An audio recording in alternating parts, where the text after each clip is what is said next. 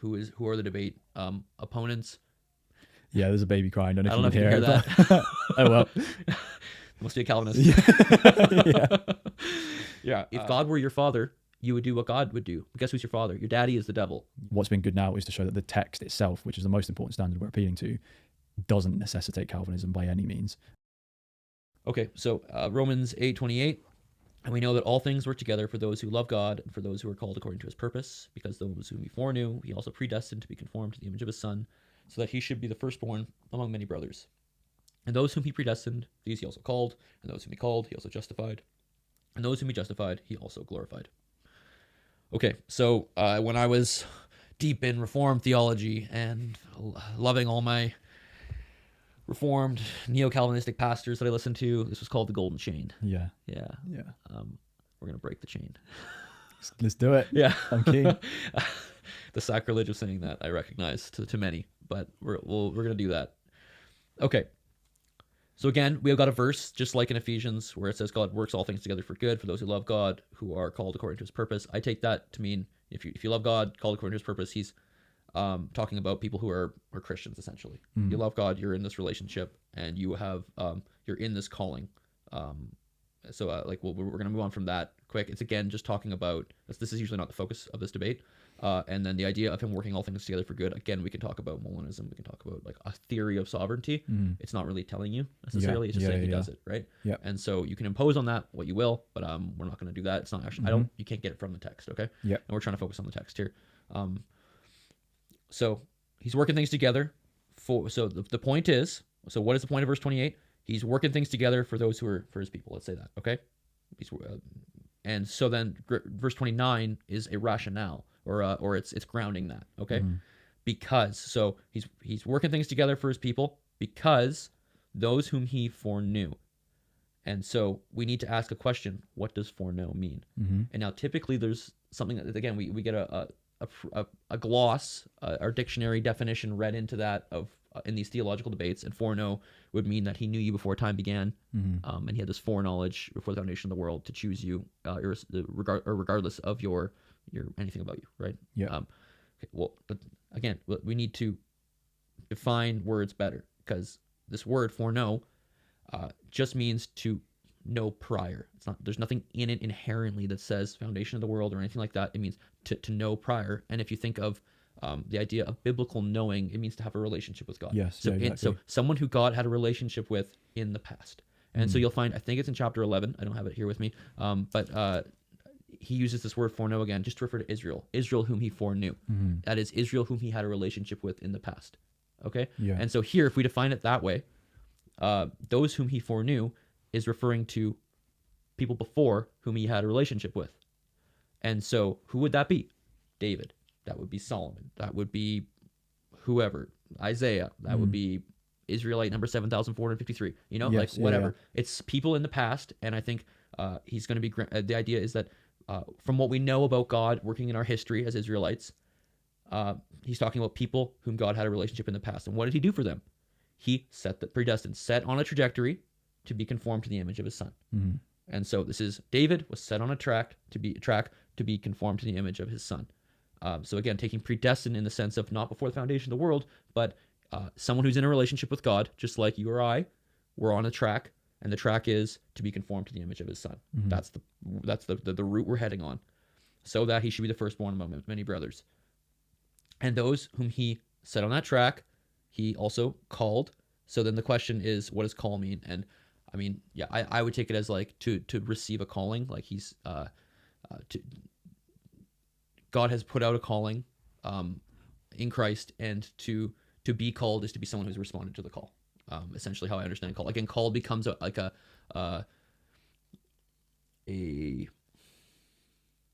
proxy for saved or something like that. Whereas I don't think it necessarily needs to be defined like that. And so, those whom he set on this path, he gave a calling. And those whom he gave the calling to, he also justified, so put in a right relationship with him.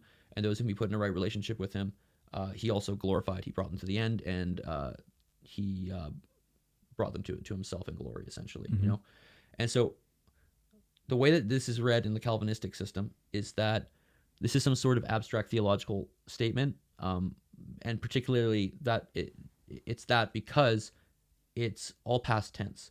Yeah. He predestined, called, justified, glorified. How could it make sense for God to say that he's already glorified me? If this is we're talking about Christians, that how can I already be glorified? It's past tense. Well, I guess the response is that he has ordained or predestined from beforehand that this will be the case. Yeah, and so you have to say that. Yeah. First off, that's very strange in Greek just to say something like that. To say that he glorified you, and it's this like he's just using the past tense here. He's saying something. I mean, and so you could say that it's when you read the grammars, you'll get like is it whose is it Wallace? Is it Wallace's grammar? Yeah, this use of the aorist is kind of in its own category. Like it gets a special one. It's like, well, okay, what? Okay, why? Why don't we just take it actually as a past tense, which is that he's giving you a reason how you can know that all things work together for good for those who are in Christ. Why? Because people who God had a relationship in the past, go open your Old Testament. Those whom he had a relationship with in the past, he foreknew. He was doing this. He was working all things together for good, and that he set them on the same path to be like Christ. He gave them a calling. He put them in a right relationship with himself, and he ultimately brought them to the end of their lives. And you read it in the pages of Scripture. And so it's all just past tense because it's actually referring to people in the past. You don't need some sort of strange category of the aorist here. He's just saying, you know that God currently is going to work all things together for good because that's what we've seen. We've seen that in the past. Does that make sense? Yes. I guess I have kind of like two objections. Sure. So I'll just put them both out and then you can do them one by one. So the first objection is kind of like to the second half of the passage around, I think it's, verse 30. That listing he also called, justified. It seems then, it's like, if you were called, being called implies justification and that implies glorification. It seems then that kind of links strongly with this whole idea of like irresistible grace, or that you are called by God and then that necessitates that you will then, whoever is called by God is justified and whoever is justified is also glorified. So I guess if you could kind of clarify a bit, what do you mean? I think you mentioned it. Well, that would be just that'd be the idea of perseverance of the saints. Yes. Yeah. Yeah. So that actually exists among Arminians and Calvinists and people of lots of different strands. Like if you're saved, once saved, always saved. That idea. Yeah, I guess because if you that doesn't actually cross over into the particulars of a Calvinistic reading because there are many people from both sides who say that kind of thing. Yeah. So I don't know if that.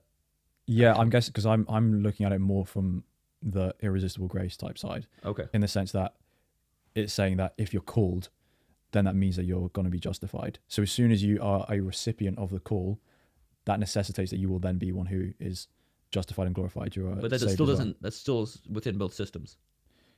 Is it? How do you get called? How does one get called?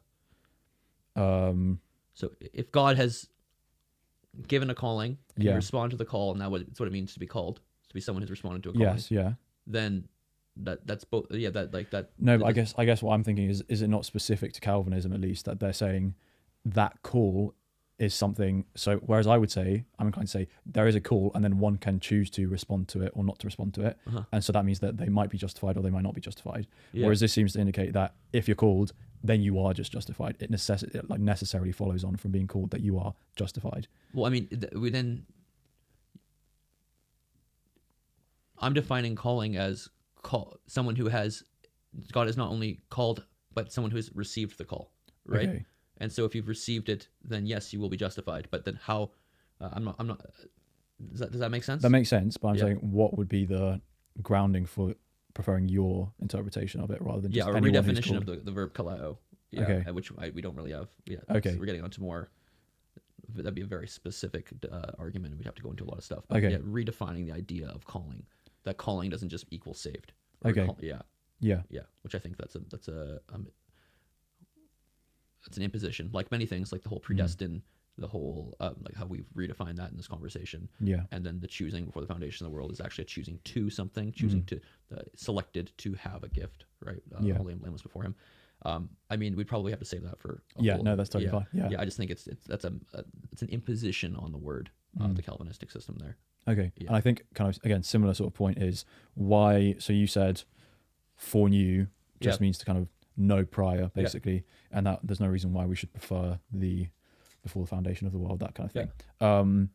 But it seems that I don't know. It seems like I could agree that foreknew simply is just to know prior, but it seems that you're maybe going a little bit further when you're saying he's talking about the specific people who he knew in the past and had a relationship with. I wonder if you could kind of flesh that out, the justification for that a bit more. And I think, as I'm just kind of preempting what your kind of reasons for that might be, if you could maybe tie in why Paul, at least in Romans, why he would want to be talking about Israelites in the past. Why is that his focus? Or not even like why, but just show why that is his focus here, kind of thing. Does that make sense? Yeah, well, I mean, I can kind of answer a little bit in reverse there. Yeah, go for it. Yeah. So you need to see where we are also in the dialogue that Paul is engaging in, because Romans 8 it's often just placed by itself, but it's actually a continuation of an argument starting in chapter 7, really. Yeah. And he actually begins chapter 7 saying, I am now speaking to you under the law. In other words, this is a talk. I'm going to have a talk with you, those who are Jews. Yes. And that's who he's talking to. And he's in chapter 7, he's going to talk about the failure of the law, that the law didn't do it for us. And we have all of these, we have the flesh in the way. He actually says, I'm kind of preempting our talk potentially later. He says, while we were in the flesh, everything was failing. And then so he's saying, under the law, things didn't work. Talking to Jews again, gets into chapter 8. Now it's a whole excursus on new covenant. So old covenant under law in the flesh, and now we're in new covenant, not in the flesh, but in spirit. So now we have this new thing where we're in the spirit, and it's a new thing for the Jewish people. And so we get up to here, and this is again an inter-Jewish dialogue. He's been arguing about the new covenant versus the old covenant with Jews. And you get to chapter 9, we're going to get there in a minute. That's all about why are the Jews not believing the new covenant, right? Exactly, and so he's continuing the dialogue. Chapter 10, same. Chapter 11, same. It's all about what's going on with Israel. Why aren't they believing? And then after that, chapter 12 finally starts to move on to more application of the theological points he's been making. But so to answer your question initially of why is known before, specifically kind of Israelites in the past, well, that's the topic of what's going on here. He's talking to Jews, and he's giving rationale to them, those who know the law, why it is the case that we know that God works all things together for those who love Him. So that would be that. And then so getting into the semantics of prognosko, you said that it seems like you're reading more into that than the other. Well, not that you're reading more into it than a Calvinist would be. Yeah. But it's that both of you are reading more onto than the simple to know prior. They're adding before the foundation of the world, XYZ, and you're reading this is God, those who God had a relationship with in the past, i.e. the Israelites. Yeah. So I'm saying why I prefer your reading than theirs. And so you've given the kind of macro. This is chapter. I don't have the verse here, but I don't have the verse number here. But he uses that term one more time in Romans, and it clearly is not before the foundation of the world. Or I mean, it points in the direction, I should say, of it being Israel. I think he says Israel, whom God foreknew. So referring again to this people. But I guess you could say, he knew before the foundation of the world, or something like that. There, we are talking about semantics here. We are talking about. Which reading to prefer. I mean, one would have to go into, and I actually haven't done this work, into the use of this term elsewhere in the New Testament, elsewhere in Jewish writings at the time, and then also in, I guess, the Greco-Roman world, probably in philosophy too, and stuff like that, to get a better grasp on the word. I'm sure that work has been done. Yes, yeah. I don't have offhand a bibliography. What was the verb again? Prognosko. And is that, as in, I have no idea what I'm talking about, but as in, is that a quite unique rendition or verb or whatever, or is it just quite a fairly common conjugation? It's a very common term. Okay, especially gnosko is just to know. Okay, and that happens a bajillion times. Yeah, cool. And so in the Greek language, it's acceptable to add prefixes to things, even as kind of neologisms, and just kind of on the spot come up with things. I work in Septuagint, and it actually happens quite a bit, where they just come up with a neologism based on a prefix, the neologism is because of the prefix. And so, gnosko is very common. I'm sure prognosko is used all over the place. I don't have internet access. I could look it up. I have the databases and stuff to look to. But I mean, we'd have to get into that. But I think it's at least as sensible to say Israel, whom he knew in the past, and especially based on the surrounding context of these things he's done for his people in the past. Yeah. I was especially keen to kind of at least I mean, if we could go into like the prognostical, all that jazz, that'd be cool. But I think there's a lot more appealing weight, at least to me, just because you look at the macrocosmic picture of what Paul is doing through Romans, and then into chapter 9, and then obviously in chapter 11, and how he is addressing the Jews and their kind of status with relation to him. Again, I think that lends a lot of credence to the interpretation that this is to Israelites and so on. So I think that's really helpful. Yeah. Can I already mentioned it. Can I just give a quick understanding then of just earlier, the being in the flesh and the spirit, because that's typically used for the purposes of justifying total depravity. No, you can't. I can't. Okay. No, you can. All Yeah, right, go for it. I'm out of here. Cheers, everybody.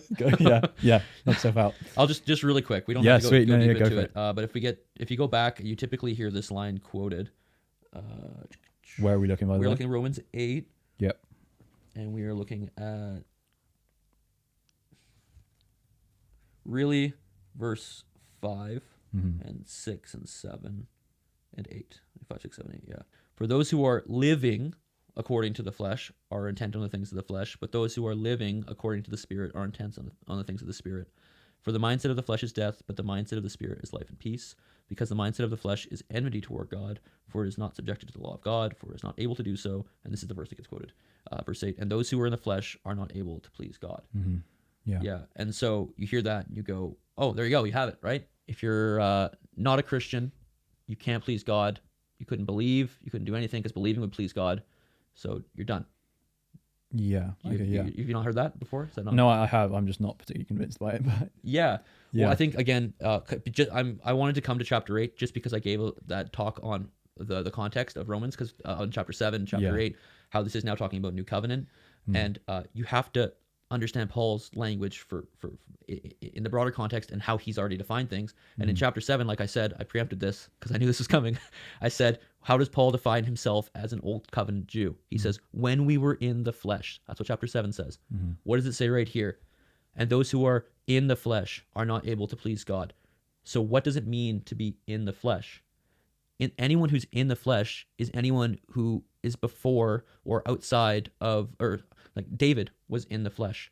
Saul, anyone who's before the Spirit is in the flesh. Israel in the flesh means to be people under the old covenant. And so they don't have the Spirit to come and help them. And that's why all of chapter 7 is this, oh, woe is me. Like, it's over, right? Like being in the flesh meant that I didn't have power over sin, right? And so now he's saying those who are in the flesh are not able to please God. He's saying, take a look at our history, Israel. Again, this is all about Israel's history. If you're in the flesh, you can't actually live the life that God wants you to live, that God ultimately wanted us to live. It was a failing system.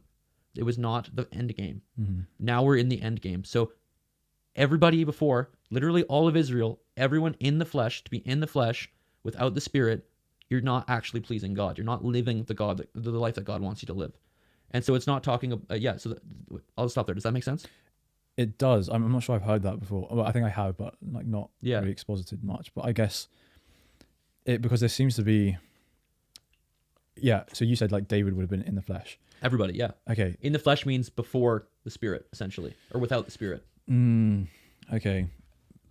Would you agree that there's kind of a strong link between being in the flesh and lack of salvation, though? Or would you just not buy into that at all? No. Okay. No, because being in the flesh, David was saved. Yeah. And he was in the flesh. Yeah. So there's a difference here. So there's those who are living according to the flesh. That's not the same thing as being in the flesh. Okay. To live according to the flesh is to be actually acting out sinful things. To be in the flesh is the realm, like the sphere that you're in, which is old covenant life. And so it's just a misunderstanding of what's going on in the larger argument, which is, again, old covenant life, chapter 7, chapter 8, new covenant, and the awesome things that are in that, including life in the Spirit. So that's just like a way of viewing that. Romans, as I'm sure you know, there are probably more things written on Romans than anything else in human history. Yes, yeah. So I'm giving you a take. It's my hot take. Yeah, for sure. And feel free, anyone who's watching and listening, to tell me how you see things a little bit differently. But I think it's at least a exegetically sustainable approach to what's being said here based on the broader context and Paul's own definition of his term in the flesh in chapter 7, which is to be Israel in the past. Okay. Yeah. And just out of curiosity, I don't know if you know off the top of your head, is that word flesh the same as the one which would be used in context like world, the flesh, and the devil, or that Yeah, kind it of would thing. be. Yeah, it's Okay. but it's a broad term. So once we get to Romans 9, we can move there if you want. Yes. Yeah. You're gonna see it in a different term. And Okay. flesh just means biological descent. Yeah. Yeah. I think it's in John 1, Jesus, in the flesh, in Sarkos or something like Yeah. that. And Yeah, Sarki, sorry, you're wrong. No. Oh, sorry, Sarkos. Sarkos? No, Sarki. Oh, yeah, Yeah. almost had him. Yeah. Almost. Yeah. But yeah, sweet. Okay, yeah. Yeah. Okay. I definitely need to chew on that though, because like yeah. I don't know if it's simply just kind of like an emotional, like I've always been attached to psychological habit of like linking in the flesh with lack of salvation. Mm-hmm. And I guess I could offer like some sort of rebuttal to say, well, in the Old Testament, didn't they still have the Spirit in some sense? Not indwelling. Okay, yeah. Yeah, that's another chapter in verse 1. Yes, Like the permanent indwelling of the Spirit. Is a New Testament. I think that's thing. New Testament. The New Testament, and I think anyone reading it goes, man, this really does seem to be a new thing, this gift of the Spirit. Yeah, for sure. Yeah. Yeah. Okay. Yeah, I could definitely agree with that. Yeah. Okay. Should we move to the Let's go for the chunky one. Yeah, this one's chunky. I might need a second to clear my head. Yeah. I mean, Romans 9 it's a beast. And I will do my best here.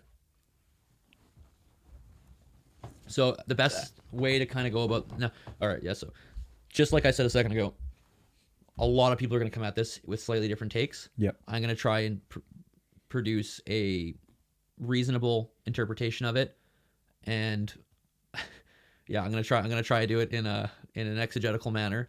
I remember I watched a debate. I think it was James White. Yeah, it always is. James White. Yeah, and he kept going at the other guy that he wasn't being exegetical because he didn't go verse by verse. Well, we're going to do it right now. Nice. Wouldn't want it any other way. So I'll do my best, but yeah. All right. Romans 9:1. I am telling the truth in Christ. I am not lying. My conscience bears witness to me in the Holy Spirit that my grief is great and there is constant distress in my heart. Paul's got a problem. What's his problem? Verse 3. For I could wish myself to be accursed from Christ for the sake of my brothers, my fellow countrymen, according to the flesh. So there's your sarcos, kind of sarcos there. Yep. So he's talking about biological Israel. My countrymen according to the flesh, biological descendants of Israel. Yep. Who are Israelites, to whom belong all these promises, adoption, glory, covenants, giving the law, temple service, promises, patriarchs, from whom is the Christ, according to human descent, who is God over all, blessed forever, amen. So he's saying biological Israel received this locus of salvation and the place where God's revelation is occurring. That's what biological Israel got. They got all this stuff. This is where God is revealing himself. All these things. The covenants, the glory, the law, all of that. Okay? The promise of adoption. So adoption in Old Testament sense is also like the nation being adopted, and then Israel is his son, right? And we're going to get into that in a second. So adoption wouldn't mean that they're necessarily saved. I don't think so. No. Okay. Yeah. And we'll get into that in a second because that's what's coming. So verse 6. But it's not as if the word of God has failed. So Israel is not believing. Paul's got a problem. Why is Israel not believing? Why is biological Israel not believing? And he's saying, well, because God's word actually hasn't failed here. For not all those who are descended from Israel are truly Israel, nor are they all children because they are descendants of Abraham, but quote, in Isaac will your descendants be named. So he's gonna be dividing Israel up here. And he's gonna say that in the same way that Abraham had multiple children, but it's kind of funny because it actually doesn't make sense what he says. Nor are they all children because they are descendants of Abraham. And you'd say, well, no, they are his children. But what he's getting at is no, the seed of Abraham. This idea of in your descendant, in Isaac will your seed be named. I believe it's the word for seed. So let me check but in Isaac will be called the seed of Abraham. So in other words, and he actually explains it in verse 8. That is, it's not the children by human descent who are children of God, but the children of the promise are counted as descendants. So what is he arguing here? He's saying biological Israel, or biology, has not been the means by which God determines who is the people with all this revelation, where the locus of revelation is. It's not about biology. So he's saying, just like now, I have all these Israelites who are biologically Israelites who aren't believing and who are now actually, according to this thing in Jesus, separate from the locus of revelation. And the fulfillment of revelation. So, well, guess what? This isn't novel. God's done this before, and so with Abraham, he had two sons. So it's not Yeah, so there's Isaac and Ishmael, right? Ishmael's the other one. Am I getting that right? I just want to make sure I'm right here. Yes. Yeah. It Yeah, was. yeah. So you need to understand that. Yeah. So you need to get the context here as well. That Abraham tried to have a son, an illegitimate son. He tried to force it and say, "I'm going to make the promise happen," and God says no. Even though biologically speaking, Ishmael is the first son, God says, "No, I'm not doing that. I'm not going according to biology. We're going with Isaac." So not the biological choice, but God. Now this is important. God's sovereign choice here is that He chose Isaac over Ishmael for His own choice, His own purpose, and that is His sovereign prerogative. So keep that in mind, that God did make a choice here, and according to nothing that anyone had done, He said, "No, we're going with Isaac." Now, is He saying Isaac is saved and then Ishmael is not saved? No, He's talking, again, we're talking about the locus of salvation here, where God's children are found, and by children, I think actually He mentions that. So they're not all children because they're descendants of Abraham. God, the children of God is another way in the Old Testament you see Israel being referred to as the children of God, but not everyone in Israel is saved, right? They are corporately the children of God. So He's saying where God's children are, where the Son of God is Israel, His firstborn. Like it's another way of saying this is where the locus of salvation is. This is where God's revealing Himself. They're His children in that sense, not necessarily saved children. Yeah. Does that make sense? Yeah. Okay, so he's establishing his argument, and he gives another point here along the same lines. For the statement of the promise is this: at this time I will return, and Sarah will have a son. And not only this, so that's again with Isaac. So verse 10, and not only this, but when Rebekah conceived children by one man, Isaac our father, and for although they had not yet been born, or done anything good or evil, in order that the purpose of God, according to election, might remain, not by works, but the one who calls, it was said to her, the older will serve the younger, just as it is written, Jacob I loved, but Esau I hated. Okay, so it's the same thing going on here. Yeah. So Rebecca, so the next one, so now we're talking about Rebecca and Isaac having kids, and they're going to have Jacob and Esau. Esau is going to be the older brother, but God has made a decision that, not based on anything that Jacob or Esau had done, anything good or evil, God's purpose of election. And what is the election again? Election to the children of God status, to the people where the locus of salvation is. That's the argument, right? So His election is, where is this promised line, the seed of Abraham? Where is it going to be? It's not biology. It's about, I'm making a choice. It's going to be with Jacob, and this is the root of revelation, so to speak. And so then he says the older will serve the younger. So he's saying, I'm going with Jacob. I'm not going with Esau. And now, so often, what is read in here is that, so then Jacob is saved and Esau's damned. Yes. But okay, that's not the argument for one. He's not talking about individual salvation. He's talking about the locus of God's revelation and where the promises and salvation of God can be seen and found, like the group, right? Yeah. And so that's what he's talking about. And you can actually confirm that by verse 13, that he's not talking about Jacob. Well, first off, just read the Old Testament, okay? So does God speak negatively about Esau in Genesis? Like maybe a line or two or something, but doesn't He give him a nation? Isn't he bless him? I think it says He blesses Esau. Well, if He's damning him to hell, that's a weird way to do it, right? Yeah. It's like, it doesn't make a lot of sense. But then someone will say to me, verse 13, just as it is written, Jacob I loved, but Esau I hated. And you go, okay, but that's a quotation from the Old Testament. And where's it from? It's from Malachi 1. In Malachi 1, what is Malachi about?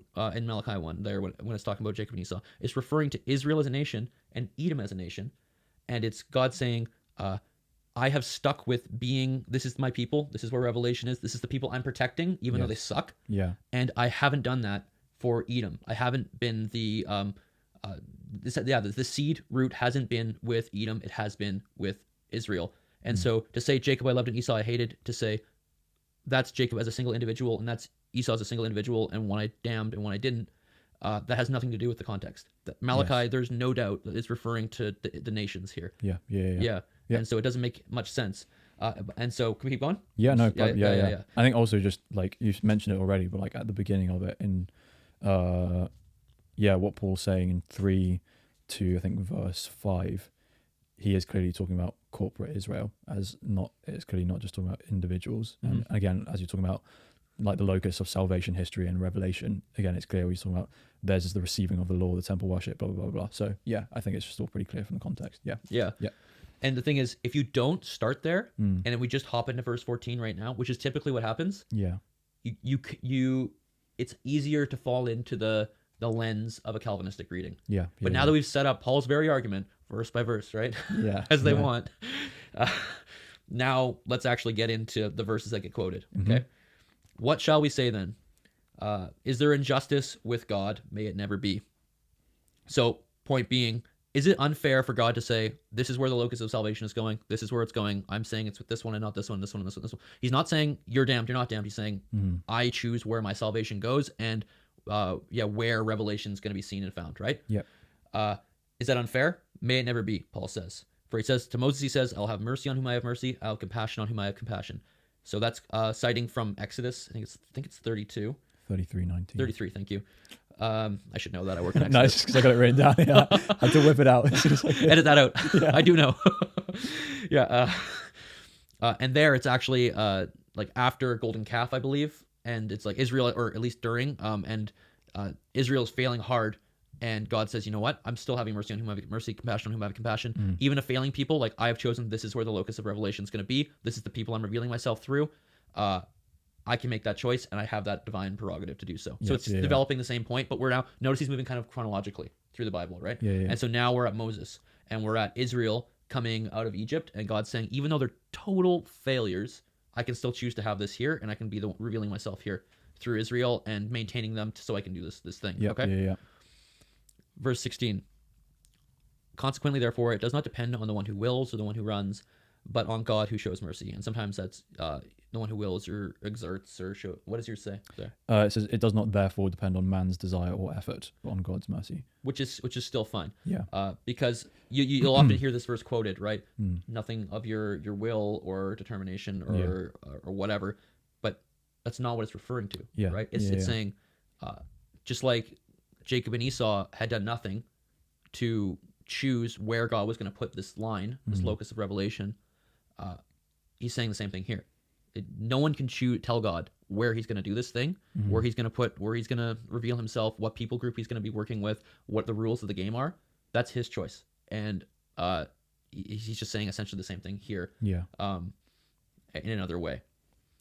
And then, for the scripture says to Pharaoh, verse 17, for this very reason I've raised you up, so that I may demonstrate my power in you, so that my name might be proclaimed in all the earth. Consequently, therefore, he has mercy on whomever he wishes, and he hardens whomever he wishes. So he's essentially just saying, you've got this. At this time, I mean, Israel is one lump with Egypt. Like they're not a distinct people group, right? They haven't been given the law or anything like that. And so what you're going to find now, as the argument progresses, he's gonna use the metaphor of the potter making out of the same lump, one for another, for different reasons. I think that's part of the reason why he brings up Pharaoh here, is because, again, we're talking about the decision of God to choose where revelation goes. And now he has brought in another element of it, which is part of the lump here is saying no to this. Part of the lump is, because Israel, again, is one, there's no law. Israel and Egypt are basically the same here, right? It's one lump of clay. And part of that lump is going to go, no, I don't want this. I think you should do things my way. I'm Pharaoh. I'm Egypt. I am against this thing. And God's going to say, no, not happening. I'm still going with Israel. They're leaving. I'm having mercy on them. And Egypt, I'm not having mercy on, in the sense of they are not the people who I'm doing this through. And so it's going to be, God is going to harden them and then have mercy on Israel. So the question, of course, is what does that mean, harden? And I know you had earlier we had talked a bit about that.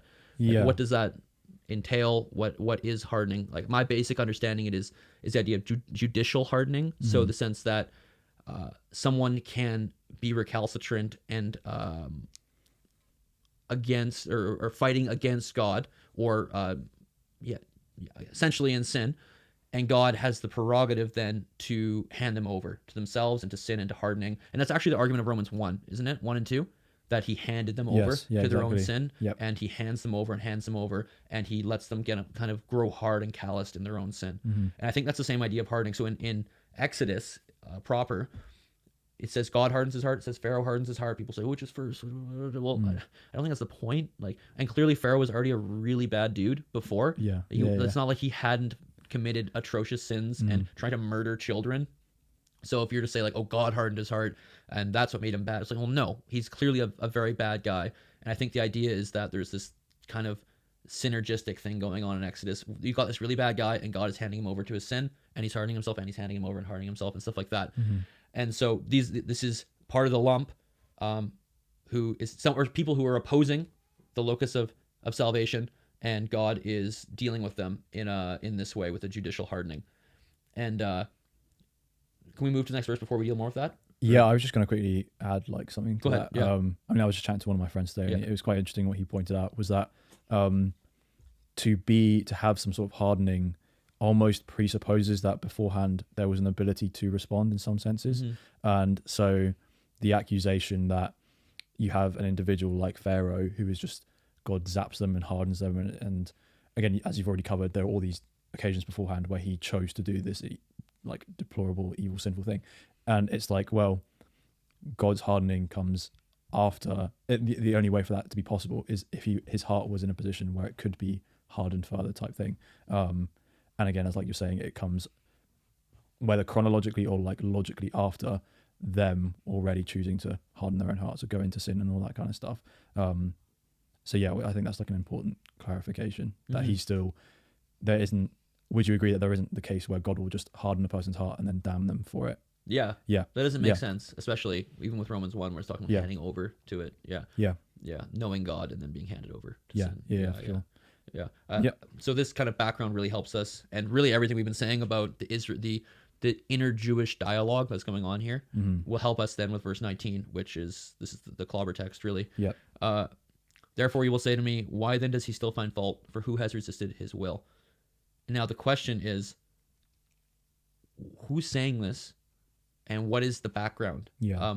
And the background that we've been arguing for, and what I've been talking about is, and what Romans 9, the argumentation we walked through, especially right at the beginning there, is that God has chosen the locus of revelation, the locus of his salvation, on multiple occasions, not based on biology. And sometimes that's just a abrupt choice, and no one else has a say in that. Pharaoh didn't have a say, Esau didn't have a say, Ishmael didn't have a say. And so now take yourself into the perspective of, again, Jewish dialogue, a first century Jew. And what would you say if God came along and said, everything's in Jesus now? All the promises, the locus is in Jesus. Jesus is where salvation is, everything's fulfilled in Jesus, and that's the right group. It's not fair. Yeah.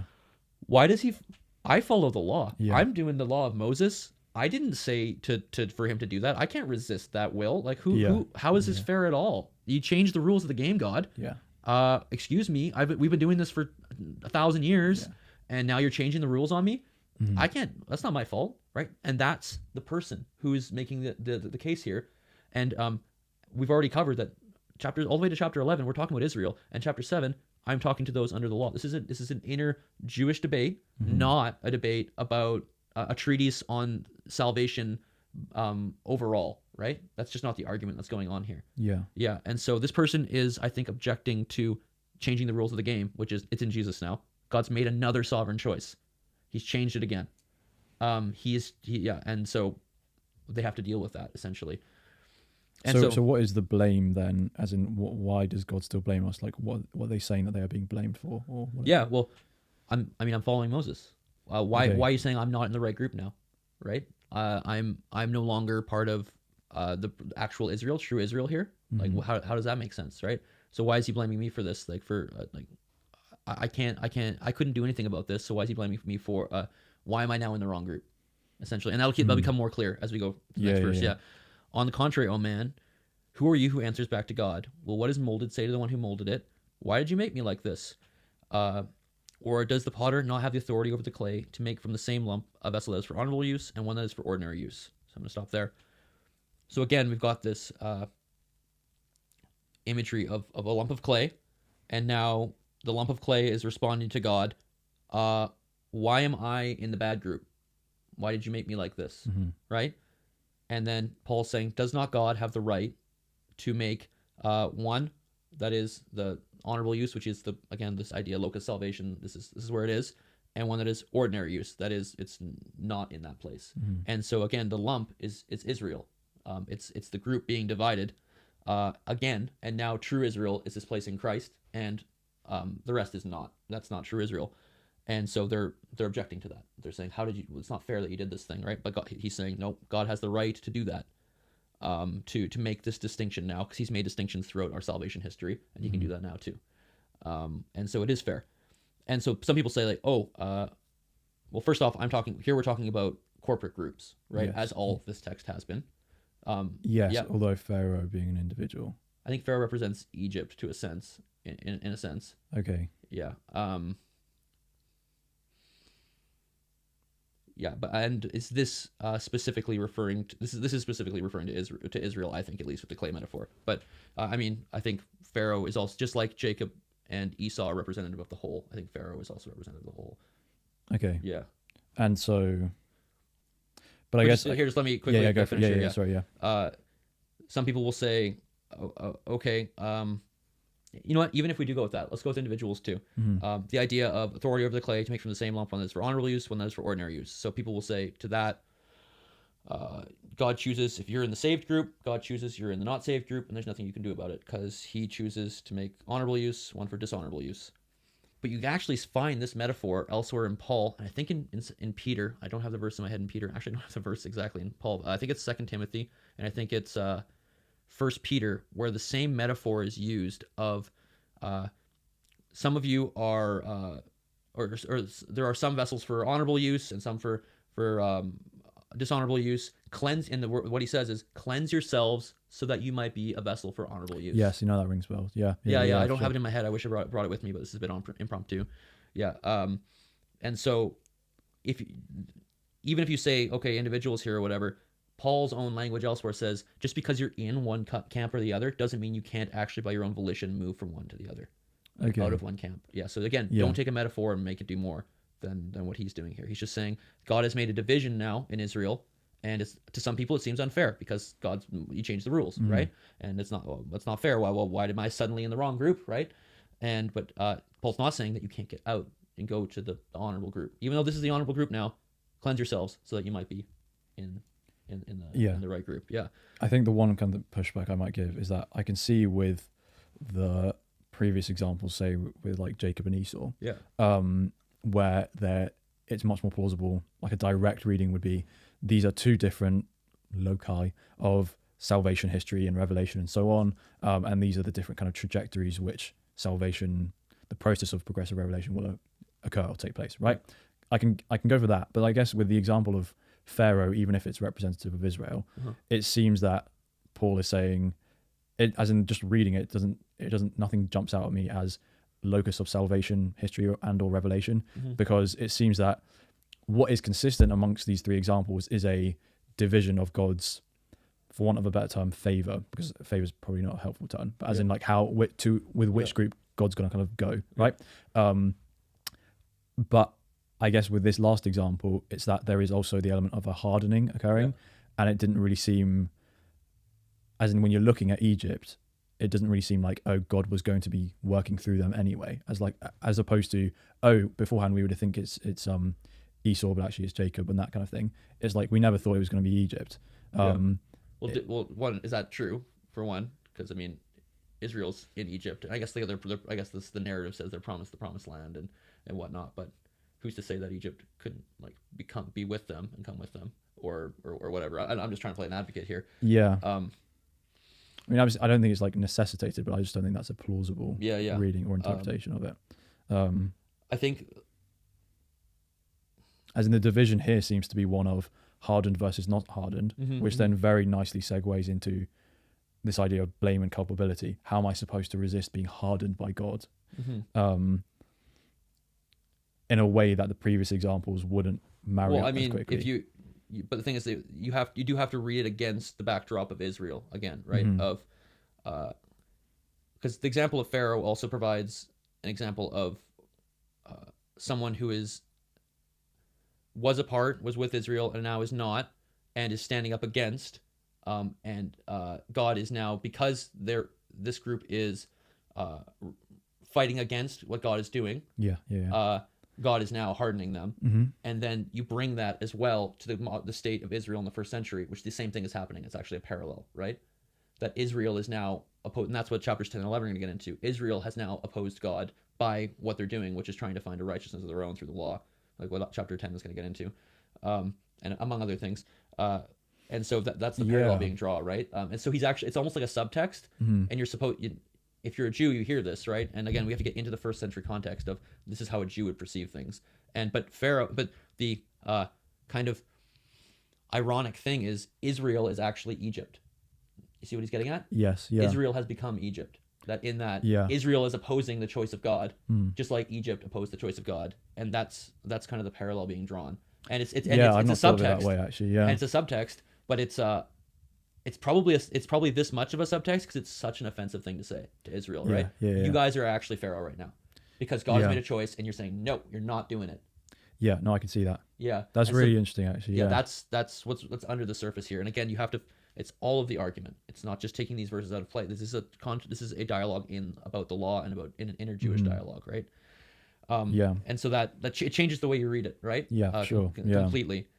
And so at verse 22 is just kind of a recap of the previous verse, that God can demonstrate his wrath and make known his power is endured with much patience, vessels of wrath prepared for destruction, so set for destruction, so that he can make known the riches of his glory upon vessels mercy prepared beforehand for glory. So in other words, this lump thing again, just like he patiently dealt with the recalcitrant Pharaoh in Egypt, and he was working to get Israel out and to bring them to glory and whatnot. Now Israel has also, they're in the same spot actually of wrath from God, and he's putting up with them so that he can bring about this new locus of salvation between Gentiles and Jews and ultimately bring things to a culmination. And he's going to get into okay, but what about Israel? What's their plan? What's the history for them? Because most of biological Israel's not believing. So how does that work? Yeah. And that's going to be like chapters 10 and 11. But I hope that this sketch, and it's been long, we've probably been a half hour on this, right? Yeah, At least. I hope it can start to open people's minds up to see, like maybe if I didn't answer every single question that people have, or maybe you wonder about this or that, I would like to see someone say this is not a plausible reading and it's not following the context and at least the thrust of the argument. It's a tough chapter. No one's arguing with that, right? No one's saying it's not a tough chapter, but the typical ways that, verse 14 to essentially 23 are read in the Calvinistic way don't seem to be within the tenor of what's going on, especially in the verses previous. Like, what is Paul trying to prove? Which is God's sovereign choice of where revelation is and why Israel right now is not believing. It's because true Israel is about where the locus of salvation is and not about biology. And that was the premise of the argument at first, right? Yes, yeah. And so he's given an explanation and trying to prove that. Does that make sense? It does. Just as a kind of brief one, I wonder if you could maybe make a comment on, especially as it goes into chapter 11, they talk about this kind of, there is a remnant still in Israel that will be saved. And at least in, I think, 11:5-6, it says, so too at the present time, there is a remnant chosen by grace. And if by grace, then it is no longer by works. If it were, grace would no longer be grace, blah, blah, blah. How would you kind of respond to that? Which is suggesting that, I don't know, that those, you said earlier, well, if you're in the wrong group, as it were, you can still kind of jump to the right group. How do you kind of reconcile that with this? I mean, I don't really think there's a big tension, but no, I don't think so either. It's just that the remnant is like, I think, actually, I need to just check the Greek here. So I think I don't like my translation here because it just says at the present time there is a remnant according to the selection of grace, so, or like according to a gracious choice or whatever. I don't think you need to read anything into that other than like, this is the remnant that's existing right now is a remnant by grace, just like everybody else is by grace. Like, I don't think there's much of a tension there at all. Okay. He's saying that there are currently, including himself, Israelites who are believing, biological Israelites, and they are those who are of the grace variety. They're those who are not focused on works, and so that we can't get into works of the law in Romans. And that's another 3-hour one. Yeah, for sure. How do you define works? What does Paul mean by works here? Because I think he's using it in his sense of works of the law, and then that gets into what is that? What is he fighting against? Is he fighting against earning one's salvation through perfect meritorious completion of the law, or is he talking about markers of Jewish ethnic identity, which people were holding on to as what would make one a true Israelite at the time? Yeah, that's fair. And again, like, would it suffice to say that those kind of the quotes that are in the beginning of chapter 11, just before the kind of engrafted branches passage, about hardening taking place. Again, you would kind of understand that as a kind of posterior hardening as a result of them already hardening themselves type thing. Sorry, I need to ask the question. So again, so in 11, I think it's verse 8 to 10, he's quoting Isaiah and Psalm 69. And Paul is talking about how others were hardened, basically. Yep. You would understand that hardening as coming kind of posterior or after to them already hardening themselves type thing. Well, yeah, I think it's a judicial hardening. It's a sentence, essentially. Yes, yeah, so you have done the crime, and your sentence is hardening. Yep. Yeah. And it's not that everyone gets hardened from the day they were, I guess, before they were born. Yeah, You're born in a state of hardened, Yeah. and unable to respond to God. That's not what the text says. It says it doesn't even make sense to have the idea of hardening if that's already a state that someone's in. Right? Yes. Unless it's like a further and further of what exactly. is already completely damnable, and it doesn't make a lot of sense. But if they've sinned and they've had revelation in their eye right before their eyes, and God has been trying to reach out and it's a no, then okay, here's your sentence for your crime, which is hardening. Yeah. And again, I just think that makes a lot better sense of the holistic kind of biblical character of God as just. That he's not going to damn a person without them having sufficient means or ability to respond in like a relevant way and all that kind of thing. Absolutely. So I think that's just important to cover and clarify. Yeah. So we can go to John, and I can do this one pretty quick. Yeah. John 6:44, and it's actually the same kind of phraseology is used in other places in the same chapter, but I'll just deal with this verse because I think it'll just be easy to do it that way. So John 6:44 says, "No one is able to come to me unless the Father who sent me draws him, and then I will raise him up on the last day." Yeah. So you typically hear this one saying you can't be saved unless the Father draws you. So the Father has to draw you.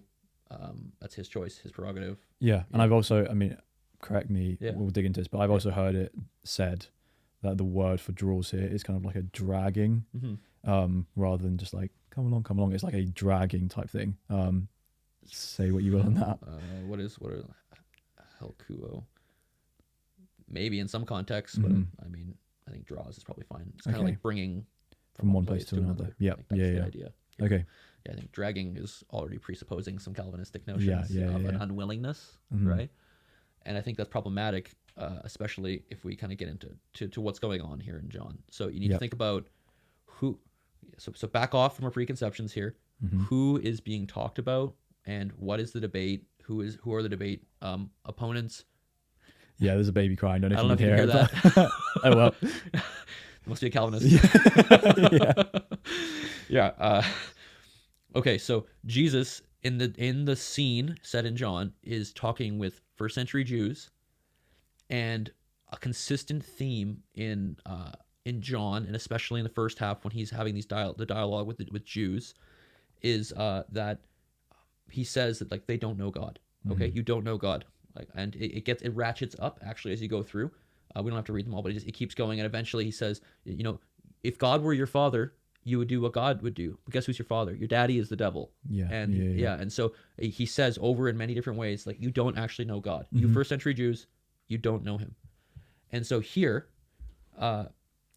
what's going on is that, keep reading. It is written in it's written in the prophets, and they will all be taught by God. Everyone who hears from the Father and learns comes to me. So if they had a relationship with God, is what he's saying, is that if you knew God the Father, I'm here, Jesus, I've arrived, I've been sent by God the Father. If you had a relationship prior to me being here, if you've listened and learned from him, if you had a thriving, living relationship with God, he would draw you to me. No one is able to come to me unless the Father who sent me draws him. So God would direct you, he would draw you, and then there's another parallel. Do you have the parallel verse in your Bible there? Where it says, it's like in John here. What verse are we talking about? It might just paraphrase it, because I think it's just a couple verses later. It's almost the same thing. If it doesn't, I can find it here.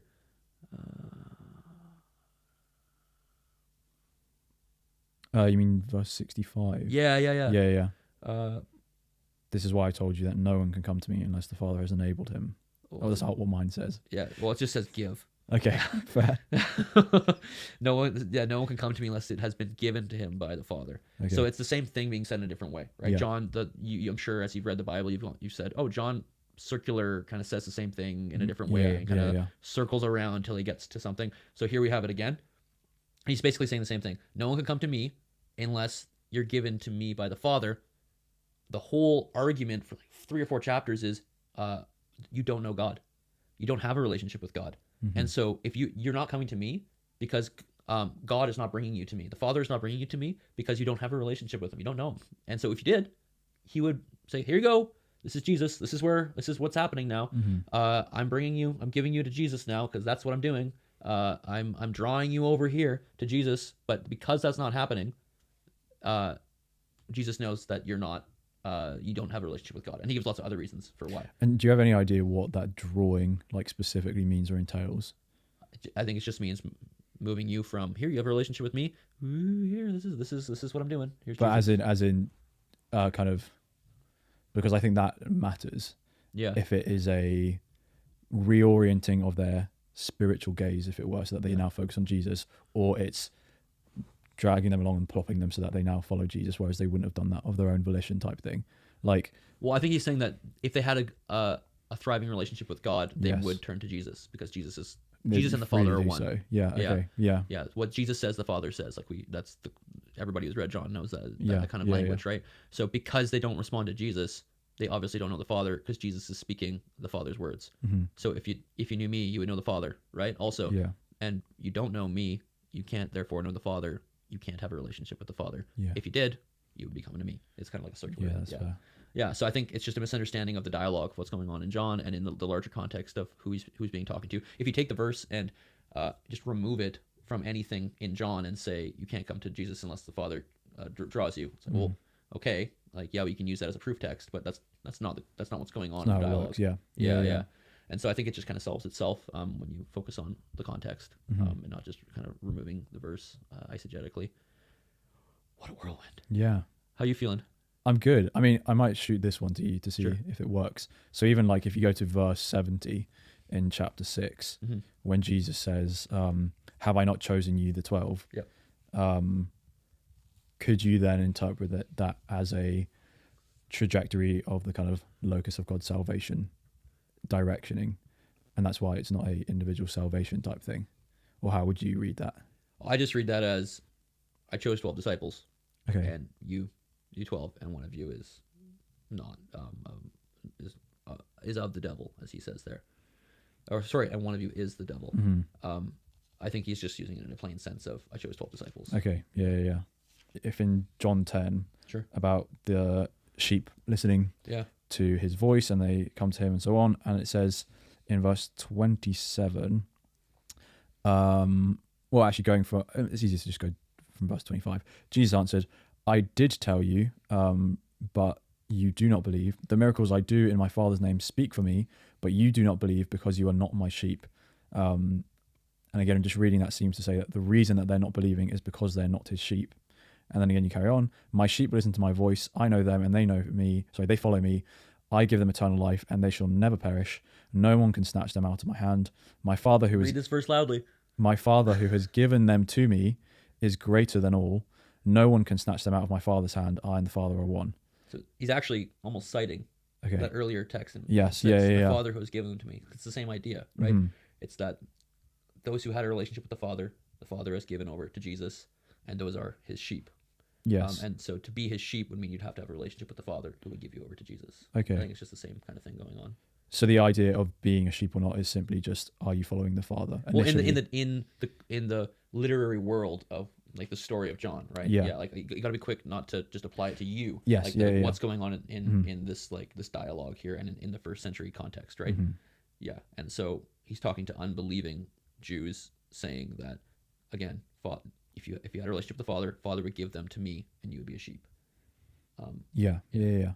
No, that makes sense. Yeah. I just thought I'd throw that one out there. Sure. Sweet. All right. There's a lot of texts we could go over. Do you feel good with these ones? Yeah, no, I do feel good with these ones. I think I'm still kind of working on the whole tulip formulation. Yeah. I'm trying to think individually how I will use kind of what you said about these different passages and see how do I translate that. Sorry, how do I then understand or re-understand those passages and how they don't really contribute to tulip, or at least not all of them in the way that they're typically held to. So I'm going to try work that out afterwards. But yeah, and this is a process. Like for anyone out there who's maybe wrestling with these texts, not satisfied, or questioning kind of the Calvinistic system. Perhaps you were raised in it like I was, or I can't. When I became a Christian, I didn't grow up in the church. When I became a Christian, I embraced Calvinism, and that interpretive grid for these texts.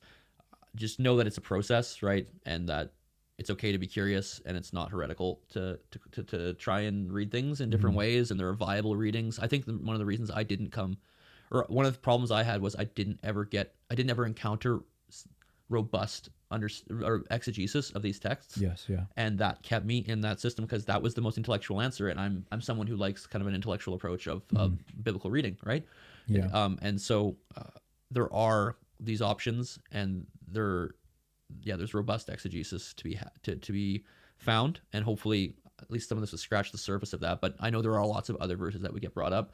There are really good readings of those that don't necessarily support that system, and if at least on these ones you can go, oh, maybe this is viable, then at least be open to the other ones as well. Yeah. And it actually a more unified picture of God's grace and love and openness to all people, and wanting to save all people, right? God desires the salvation of everyone. In First Timothy or whatever.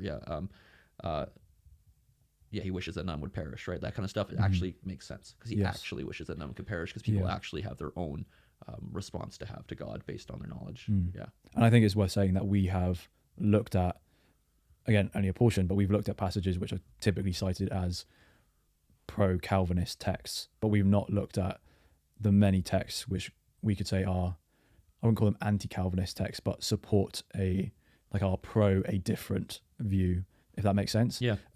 Like the typical proof text, or most best examples from the other position, partially because I think that this thing is not done enough, and so it's been useful to do that. So if someone is saying, I'm still not convinced because you just had to jump through a lot of hoops to interpret these passages, it's like, well, read the whole Bible and then tell me at the end of it, if you make a tally chart on both sides, you're still going to find loads of things that don't square nicely with the Calvinistic paradigm. Yeah.